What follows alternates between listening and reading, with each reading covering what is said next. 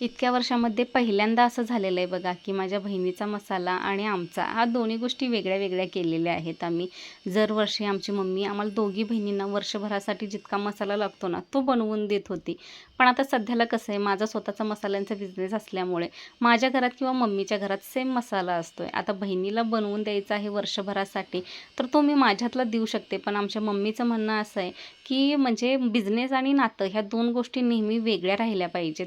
तिला असं कधी वाटायला नको, की मी मसाल्यांसाठी जास्त पैसे दिले किंवा तुला असं कधी वाटायला नको, की मी माझा म्हणजे नाही का खूप कमी पैसे घेतले बहिणीकडून. त्यामुळे तिचा जो मसाला आहे तो तिच्या घरामध्ये बनवूयात म्हणून आमच्या मम्मीनी हा मसाला बनवायला सुरुवात केली होती.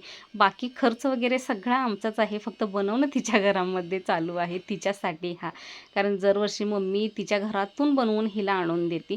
पण यावर्षी मात्र तिच्याच घरामध्ये चालू आहे आणि ज्यावेळेस आम्ही मसाले कराल तर बघा त्यावेळेस माझ्या बहिणीला ह्यातले किती कष्ट आहेत ते दिसून यायला